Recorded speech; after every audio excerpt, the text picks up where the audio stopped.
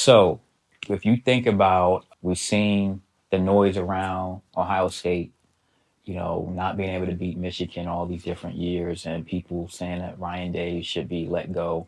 To be honest, I did see like a lack of, I was just disappointed in the leadership on how that played out, not only the last couple of years, but when they had that little, skirmish during that time. And then you fast forward to being an opportunity to win a national championship. Do you think Ryan Day's job is he on a hot seat pretty much? Hot seat, I mean, because you want to beat your rival. I mean, that's been the moniker for Ohio State for years, right? If that's your only problem, why would you want to see a coach who has one of the top winning percentages of all active college football coaches right now? Number one, how do you replace that? Number two, against all other competition, he has a winning record. I think he's something like 23 or 31-3 outside of the Michigan game. Up until recently, he was 0-2 or 0-3 versus SEC. He's changed that, aspect. He's 1-3 now because he just beat Tennessee in a college football playoff game, right? On top of all of that, he has one of the best rosters in college football. Yeah. Recruiting hasn't be 20 yeah. 20 million. Better be. Yeah. So I mean, if my only problem is I've lost to Michigan, over the last 4 years, and I'm still making college football playoffs, why is that so hot right now? Yeah. Who are you going to replace him with? Who's out there that's doing what he's doing right now outside of Urban Meyer, who's had the better winning percentage, you know what I mean? Now I'm going to play devil's advocate, though. Yeah, go ahead. And how Ohio State fans feel about beating Michigan. It's not just you can't beat Michigan. Yeah. And also, before what we've seen recently, and again, I'm saying before, how Ohio State has played against some of the better teams. It's been a little shaky, even some of the wins. And I'm just asking, how do you look at that? Is it like, okay, man, we're lucky to win these games, or, we show why we're better and got over the hump and pulled those close games out? Yeah, I mean, sometimes teams are just better than you. You're going to have games where everyone says, hey, you can write up X's and O's and it should work this way, but it's the Jimmys and Joes. You know what I mean? It's the players. I can draw up the most dynamic play ever. You know this as a coach. And I can run it in front of my players, teach it to them, teach them film on why this will work. And when you get to the game, they just can't do it because the other team has a better day. Yeah. So it's not something that's consistent. Now, if you're consistently being beat by those better teams, like and Michigan. Michigan, hey, we owned Michigan for about 10 years straight too. You know what I mean? Yeah, they stuck with Harbaugh. Harbaugh eventually won the national championship. How many times Michigan beat Ohio State recently, though? Yeah, they beat them the last four. That's a lot. It is a lot. But at the same token, you've seen the difficulty in teams being able to rebound from those. Hey, we're going to get rid of this coach. Michigan had Rich Rodriguez. He had a losing season, the worst seasons ever in Michigan history. They got rid of him, and it took all the way until Harbaugh. Think about the coaches that they've had since then.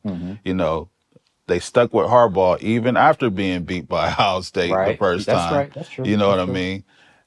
With the thought that, hey, we have one of the best coaches right now in college football. Why will we make this change when in longevity it might benefit us better than trying to continuously trying to find a coach that can beat one team?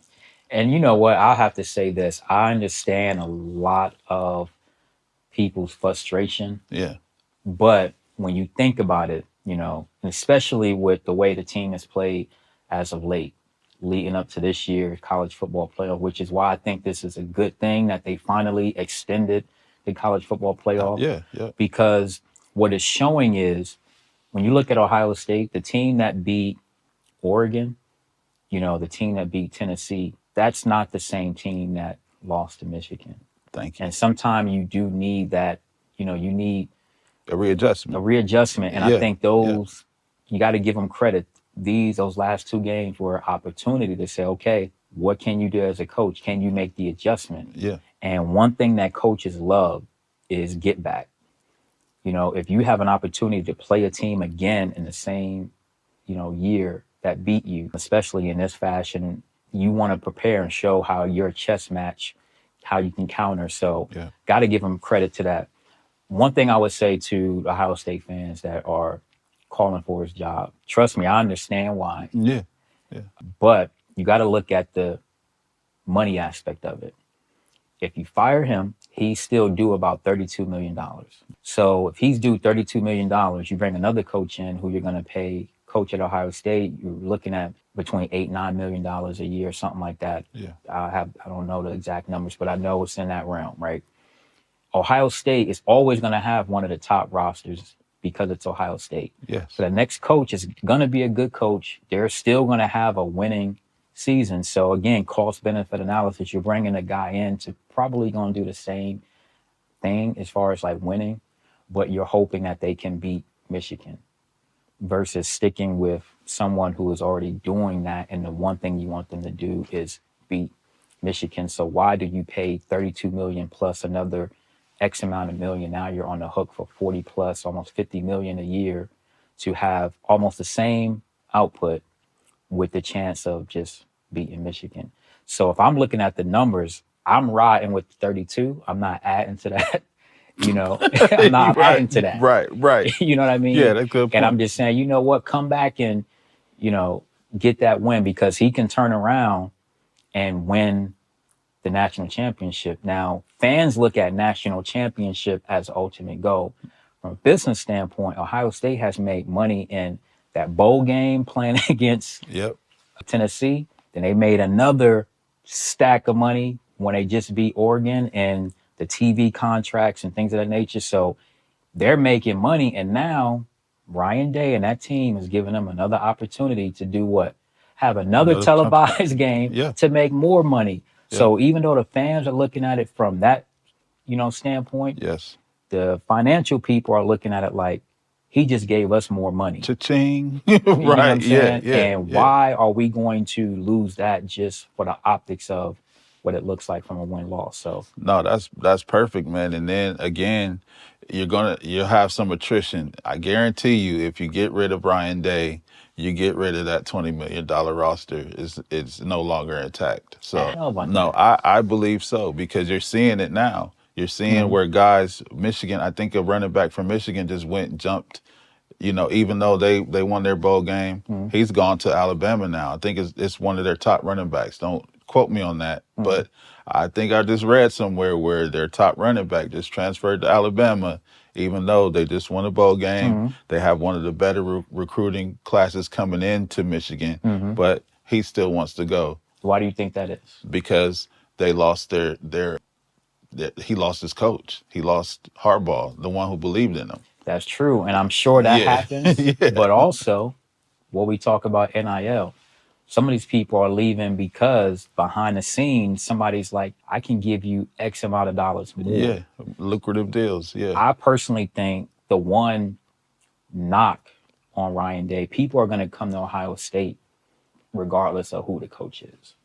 I don't think he is that type of, don't get me wrong, I'm sure like because he's the coach of Ohio State, when Ryan Day wants you, that's a big thing. Yeah. You know what I mean? But it's not like certain coaches have that aura. Like when you see what Coach Prime is doing out of Colorado, when you are bringing people to a school that they probably would have never thought about going to, that's when you're doing it because of coaching what they bring. Yeah. Prime is bringing, that attention to Colorado and what they're doing. You know what I'm saying? Yeah. So, Prime is Prime. He's just right? That's what I'm saying. He's big. But Ryan Day doesn't have to be Prime. He has, his recruiting coordinators, and some coaches are just role players, right? His job is just to be the head coach, the face of the organization, and his supporting cast to handle the tasks that he's not able to, right? That's why if he leaves. That's why exactly. If he leaves, do I really?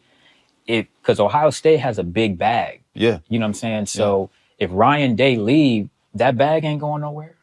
It's Ohio State. It's So if it's I'm a player it's and I'm like, possible. oh, Day, dang, you know what?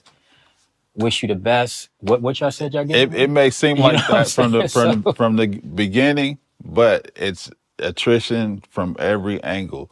You bring in a new head coach. He's getting rid of some of the staff. that's true. I You know, mean, he's I can bringing in see his it. own Yeah, staff. I can Yeah, see it. I can Ohio see it. State is a very prestigious program. Yeah. But trust me, there's attrition at every level when you begin to make changes in programs. And yeah, they may be this, Ohio State. We can go back and look at those years when Trust came into Ohio State, when he came in, national championships at the Division I AA at Youngstown State, right?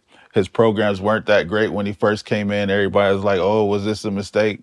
Went and won a national championship, right? Right. But it's all a building process. It was still Ohio State, Right. but when they fired, Coop and they brought in Tress, it wasn't the same. But they were still getting the And top recruits though. and they were Yeah. still he was losing to Michigan also, But he was right? still getting top recruits. If we're talking about recruits coming because, or don't get me wrong, I think Yeah, some people would leave, because that's their guy. But yeah. I just think at the end of the day, if with it being Ohio State, they wouldn't replace him with just anybody. It will be someone else that can pick up the reins, and players would, gravitate to that. But I think overall, because it's Ohio State and that bag is still there, It's a gamble. I just stand on the stance that I it's a gamble. I mean, we could speculate all day, but you have to show and prove.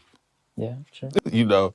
So that's my take on it. I agree with some of your points, but I honestly feel like it'll be a rebuild at this stage. It would be more of a rebuilding period before just stepping right in as being that top of the top notch Ohio State program even with recruits. Guys can go somewhere, and it's just a proven fact. Quinn Ewers was slated to be the starting quarterback at Ohio State until Aaron Nolan came in. He got a little antsy. Now he goes over to Texas and he's the guy, right? Playing Ohio State revenge game, so to speak, right? So you're going to see that at every turn, at But every he school. left because of what?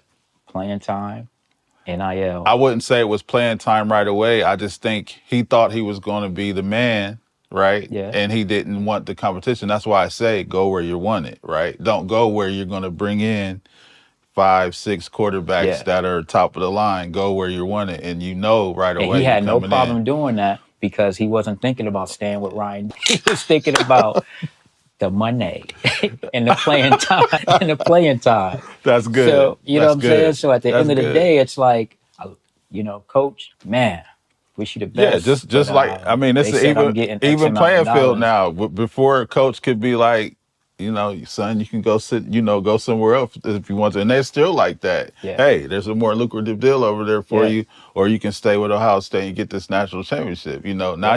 you have decisions. It's all business.